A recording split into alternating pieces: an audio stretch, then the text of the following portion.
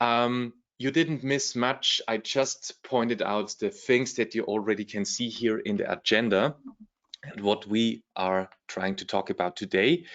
And I also mentioned very briefly that if your question is not within this agenda, you can, of course, send in your question with the chat function. There is my colleague Hans and myself, and we try to answer your questions as good and as quick as possible, of course. Now, before we start with the actual first agenda point, I quickly want to talk about some experiences you might have, and I have prepared a poll for this. So the first question would be very simple, a yes or no question. Did you already install a Fronius backup solution?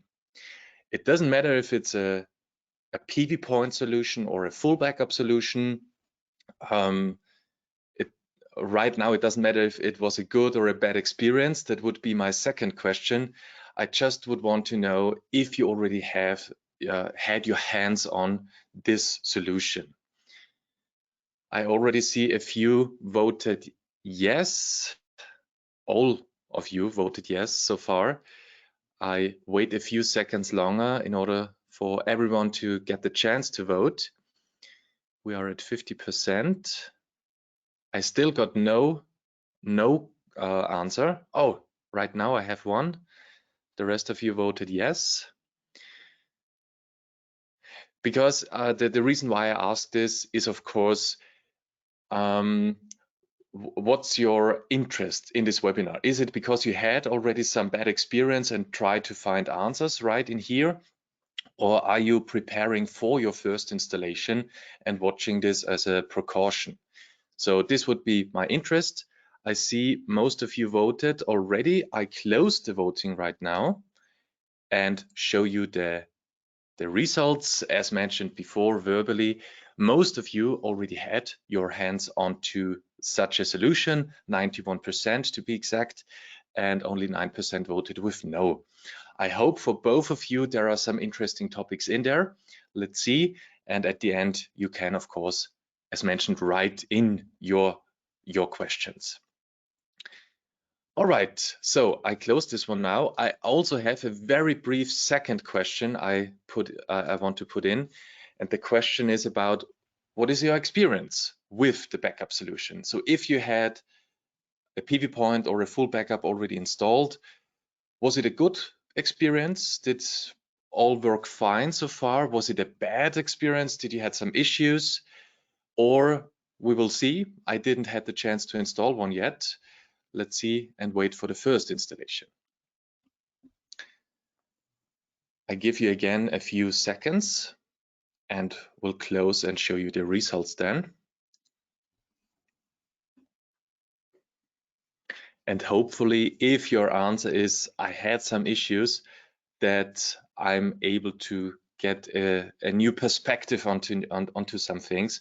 That would be my goal for today for you guys. All right, so I will close the question section now and show you the results once more. All right, so it looks like this. 60% voted with yes, had quite good experiences, and 40% voted with I had some issues. Now, let's talk about the agenda. Let's start with the actual webinar. So, all right, the first agenda point, as we have seen, is about mixed systems. How can I integrate a third-party inverter or an older Fronius inverter with the GEN24 Plus, and how can I utilize the produced power in order to charge up my battery from this source? It could look like this. This is a schematic with a GEN24 Plus inverter, a PV generator, and a battery.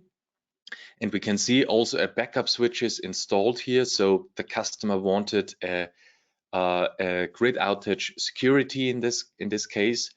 And for some reason, there is, for example, an older system as well. Maybe on another roof or the garage roof, there is a snap inverter also with a part of the PV generator. Now we can see that on the AC side, they are of course linked, Now the question is, can I utilize the power from the snap inverter to charge up my battery? And yes, it is possible. It is possible, first of all, to visualize everything. That's a very simple step.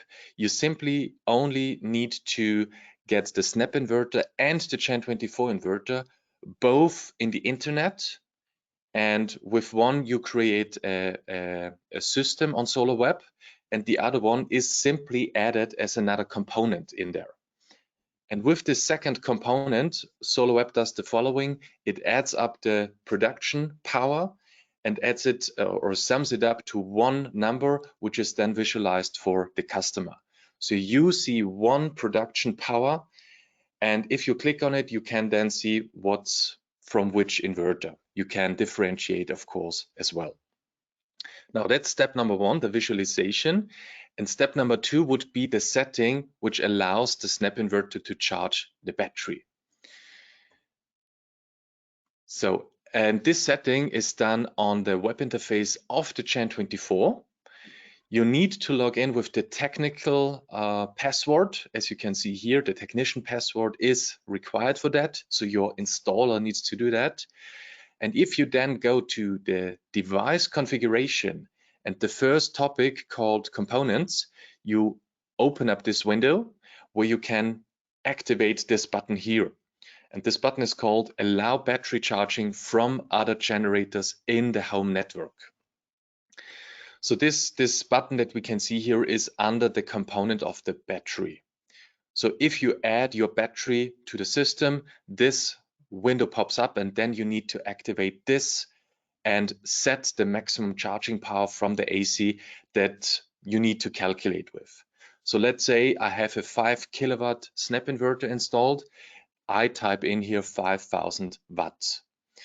And only if we set this number and only if we set this button here to active, the GEN24 uses the additional power.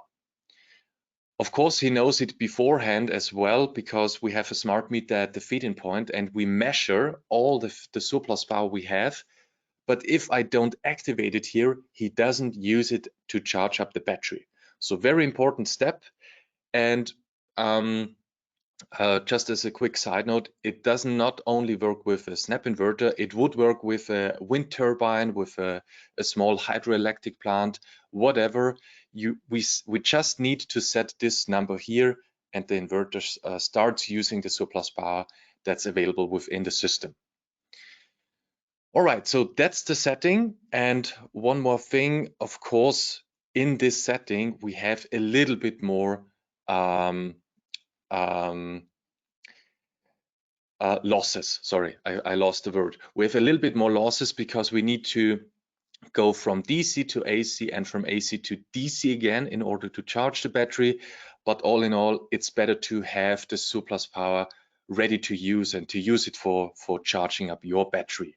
That's the goal in this scenario. So the answer to this question is yes, we can utilize the snap inverter. We need to set it here on the GEN24. Second question on the agenda is about the battery itself. Where can I install it? Do I need a separate room? Is there a temperature that I need to look out for? And to sum it up, yes, please watch out for regional codes, for specific codes that you might need to fulfill. For example, here in Austria, we need a specific room for the battery if it is on a certain size and if it's a certain type of cell chemistry. For example, with the BYD, we fulfill all the requirements and we do not need anything other than a fire control on the ceiling. That's everything we need, but it might be different in other regions, in other countries. So take a look in your code and then decide where to put it. The second agenda point in here is that BYD offers a certificate that thermal runaway is not possible with the cell chemistry. And that's the reason why we here in Austria can rely on that and don't need a separate battery room. You might make use of that as well in your country, in your region. Take a look out for that. BYD offers this certificate on their homepage. You can download that. All right, number 3 is please check the temperature, the ambient temperature, where you in the room where you install the battery. In the best case scenario, you might find a technical room or somewhere in the basement where it's around +10 and +20 degrees all year round. If it's too cold, if you, for example, install in outdoors, which BYD allows us to, or in a garage, you might find yourself in a limitation of charging and discharging current. Because if it's getting too cold, the battery limits to 50% to 30% of its charging power. So you really lose a lot if it's getting too cold. For example, today here in Austria, it's -14 degrees. And if I would install the BYD outside, it would shut down. No way it would work there. So please make sure to search for a correct placement of this battery. And if it's in the garage, if it's warm enough there, here a side note on the right-hand corner, please be cautious because you might want to observe the collision protection so that you can't hit the battery with your car. All right, next up, we talk about the full backup versus the PV point. And all in all, this is what it looks like. We have a more detailed look into the system components later on and how it's cabled. But a general overview is, of course, we need the GEN24 Plus in order to have the full backup ready. We need to have a big inverter, 5, 6, and 8 kilowatt. 6, 8, and 10 kilowatt. The smaller ones do not have full backup ready. Only the PV point is ready there. We need a battery, that's step number 2. And of course, we need a switch. We need something to disconnect us from the grid. And the Fronius smart meter, of course, is necessary as well. We need it already for the battery. Now, some topics I have written down here, and we already heard that it requires additional components in the control cabinet at the feed-in point. There is some alternative. For example, there is a German manufacturer Envitec box. I wouldn't go for that because it's a very expensive and big solution. But if you don't find place within your control cabinet, you can order this box and mount it somewhere outside. Now, the switchover time for the full backup is about 35 seconds. We have reduced that. Before that, it was about 60 seconds. Now we cut it down to half. And there is, of course, a limit. The GEN24 Plus inverter can supply a backup, but it is not an island inverter. So this means we can run backup for about 20% of its runtime, or in other words, 2000 hours. If this is exceeded, if we would run it for a year or 2 years, we would exceed this limit and we can measure it. And if there is any failure, it would be out of warranty. So please take care of that. Just note it. That's all I want to say. For a standard blackout, we are able to supply with power, but it's not for the cabin in the woods without any grid connection.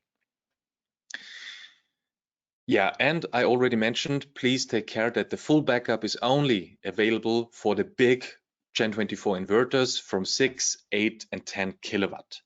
The smaller ones, not.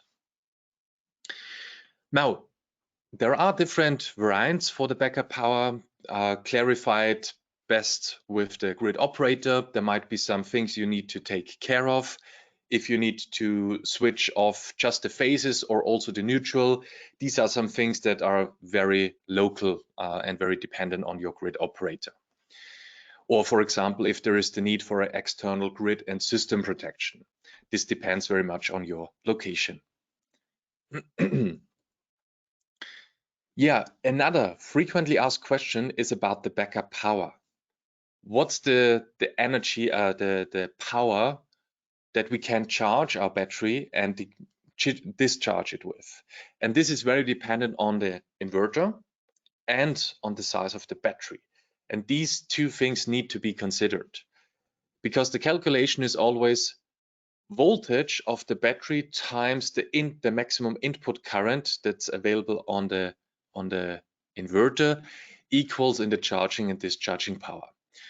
And we know that a battery, the bigger the tower gets, increases also the voltage because it's just a serial connection of the modules. And for a 11 kilowatt hour HVS battery, for example, would be at 400 volt, and the battery input on the bigger GEN24 devices is 22 amps, and this equals in roughly 9 kilowatt for charging and discharging. If we have a smaller battery, it would decrease this number, of course. And also to answer this question, because a few customers just think, okay, if I put two towers next to each other, this would increase the charging and discharging power. No, it does not. It just increases the capacity, but not the charging. So this needs to be to take into consideration. All right. Now, the first differentiation that I want to make is the PV point, and then we head on to the full backup and the cabling that we need to do there. So PV point is an option that we offer in every GEN24 product, Primo, Simo, big, small, everywhere included. Also the new arriving GEN24, also the GEN24 standard that you might have heard. There it also is included. And the PV point is a single phase outlet next to the AC outlet, and it's only supplied during grid outage. So you can put it out with a cable and put it to a socket, for example, and this socket can be then used within grid outage.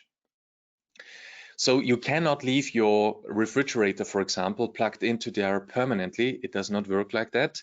It's only supplied in grid outage. And this would be a drawing showing us how it should be connected here. So it's very simple. On the GEN24, we have this plug, and we directly go out with the phase and the neutral to a residual current monitoring device, and then to our backup loads, or to our socket, for example. And the grounding cable, please take note, first of all makes a bow to this copper bar within the inverter, to the grounding terminal. So we first of all make a curve here, and then we go out or up to the PV point itself. So do not directly go in there with the grounding cable as well, because we need to create a PAN cable first. That's the reason why we need to do this bow here. That's the only thing you need to look out for. So go here with the grounding cable first and install an RCD type A with 30 milliamp. That's all you need to do. Then the PV point is ready to use for you. You can, of course, do it also with a manual switch. So you can switch between PV point and grid. This would be one option to utilize it as well. A standard switch would do, maybe also with a 0 position as well. And then you can increase the functionality or extend it with this changeover switch. And the switchover time here is, of course, also a few seconds. We talk about 20 seconds here on the PV point, which you need to take into consideration. And as it is single phase, we have also a maximum power that we can draw here. It's nominal 3 kilowatt. And for about 5 seconds, we can also draw about 4.1 kilowatt. So it is for smaller loads. However, for a standard blackout scenario, it might be enough to plug in the refrigerator, charge a phone, or turn on a light. That's the reason for the PV point here. All right, so it doesn't matter if we talk about a PV point, about the full backup. In all these scenarios, we offer you a dark start compatibility. What does dark start mean? It means that for a prolonged power failure, when the battery gets empty overnight, for example, we have the ability to start up in the morning when the sun hits the rays and we produce power again. So everything is down, and in the morning the sun rises and hits the PV arrays. We get a little bit of power from the modules, and the inverter is able to start. And when it starts, then there is also the possibility to charge up the battery after the power of the household is covered. So this means dark start, and all of the inverters offer it. Doesn't matter if it's PV point or full backup. Now, a frequently asked question is as well, what would happen if I have overpower? So if I have too much load on my end, what would happen in the grid outage? So of course it would turn off. If it can't supply the load, it will turn off, give you an information via SolarWeb, and also on the display it would show it to you, and then it would reattempt every 20 minutes. So you do not need to put a finger scan on there. You do not need to quit the message. It will automatically try it again after 20 minutes until the load is small enough that it can be covered by the GEN24 inverter. All right. Now, as promised, we have now covered the PV point topic, and I want to show you the manual backup, the full backup operation that we offer. And there are some components that you need for that. Of course, we need for the manual a switch in order to switch from grid to the backup scenario. And there are some very cost-effective solutions for that. So we have some options here. This one is from the company Hager. This one is from Kraus and Neimer. These are just two options. There are a lot more out there, but we had very good experiences with those two.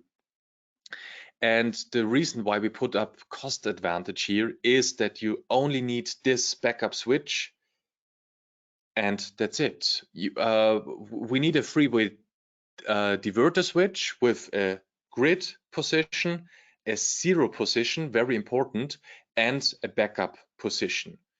And then also an auxiliary contact is required, which we can see here on the left-hand side next to each other. And then we would be able to put in a solution here. So it's a cost-effective solution for the customer. He does not need all the manual, the automatic switchover components that we see later on, which is a little bit more.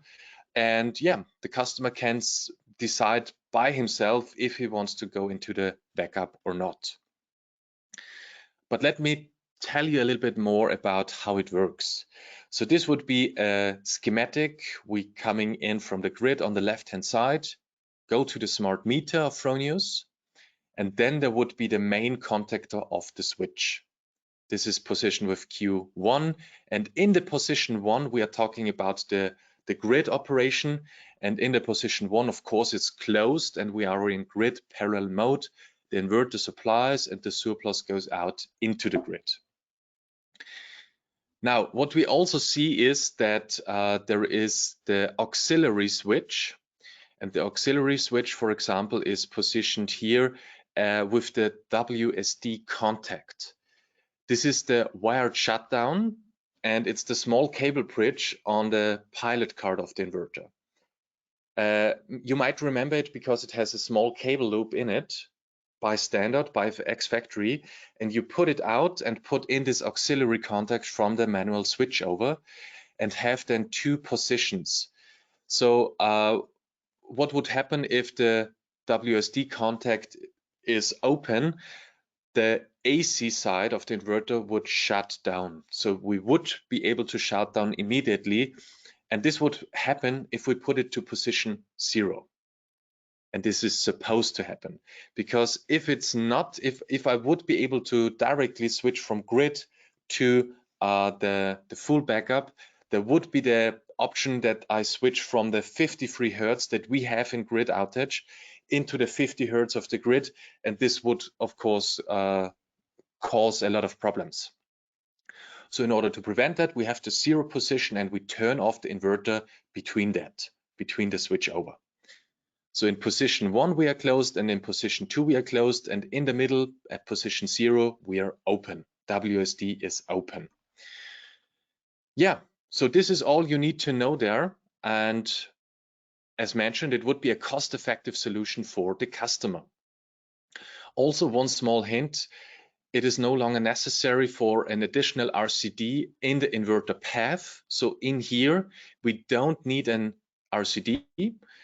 However, there are some codes, or there might be some codes, country specific, which require to have one anyway. But I can show you later on a screenshot from a statement of Fronius that we supply all the necessary measurement and switch off times that are necessary in backup by the inverter itself. So in Austria, for example, we no longer need the RCD in here. All right. Yeah, of course, there would be also the option for an NVTech solution. This is the German manufacturer I told you about earlier. They don't only have a automatic switchover, they also have the manual switchover, and they offer it like this. And yeah, the cool thing about it is that it's all pre-cabled. You just need to set it in the panel and connect a Ethernet cable to the inverter. That's all you need to do. Also, the plugs from Fronius are delivered already mounted. However, it's of course a little bit more expensive. So you can make it on your own. If you don't want to, you can buy it from NVTech, for example. All right, the next topic would be the automatic switchover. And here we talk a little bit more components than just the manual. It's a 6 amp fuse. It's a 12 volt DC relay that we need, the Fronius smart meter, of course. We need one grid contactor. And depending on your location and your grid requirements, we also need an external power supply, 24 volt DC. And this is dependent on if you need a fault right through capability. Here in Austria, for example, we need it.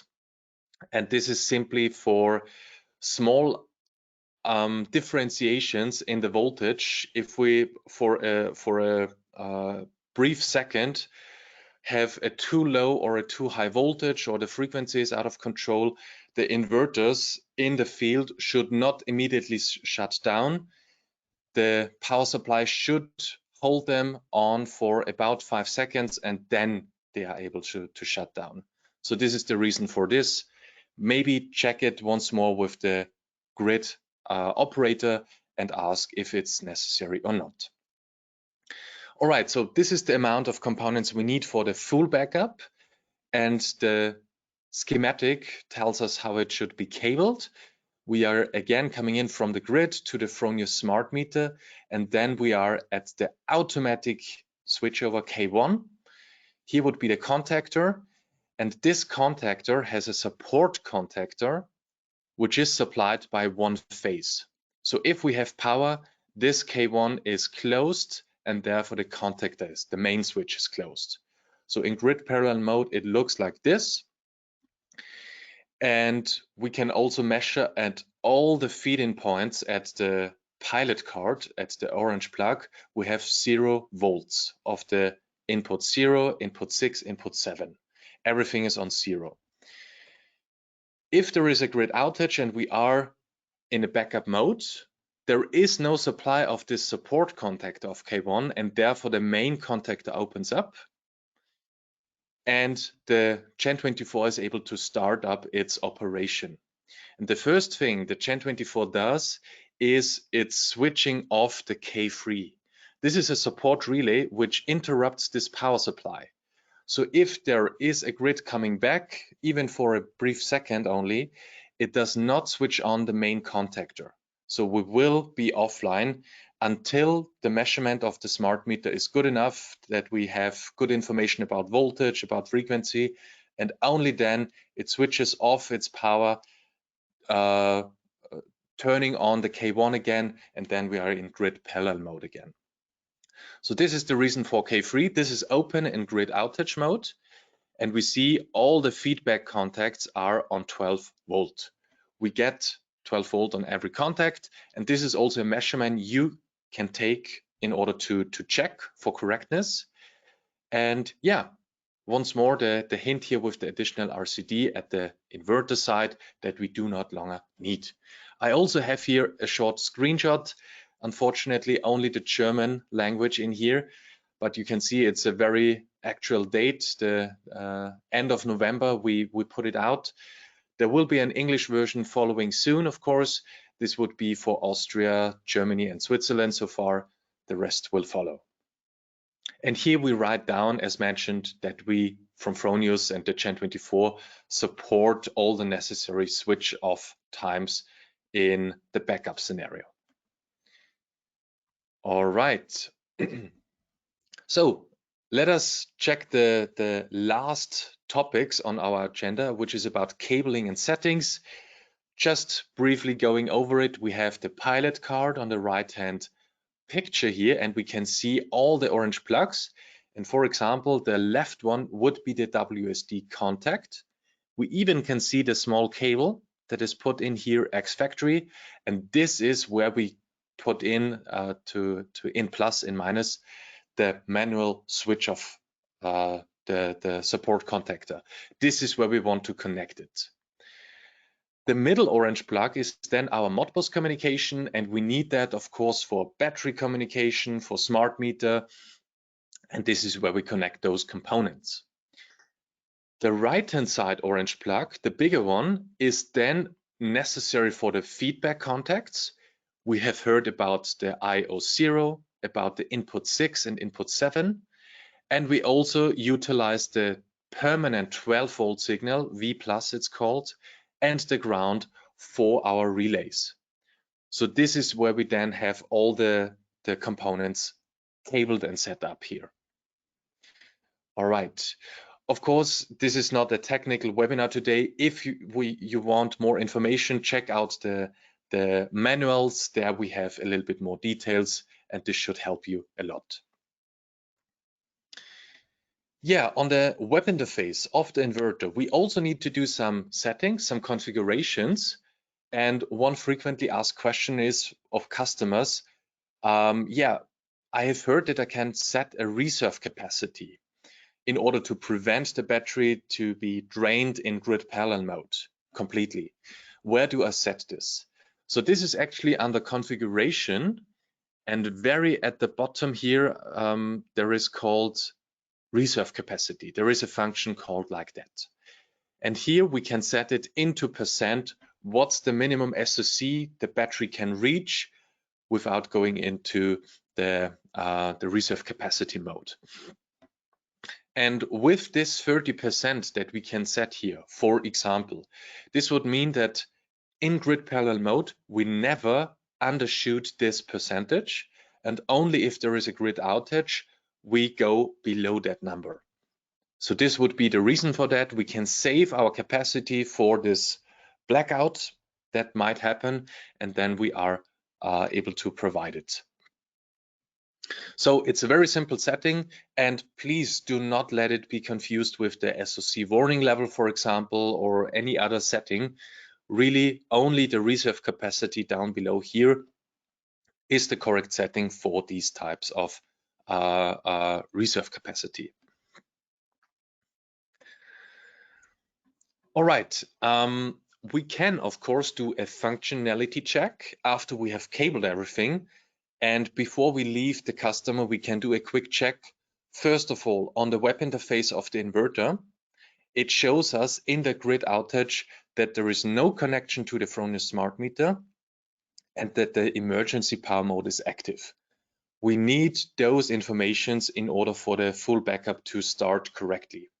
So this would be one setting you can check on the interface. And the second would be, of course, with the multimeter to check for the correct voltage measurements.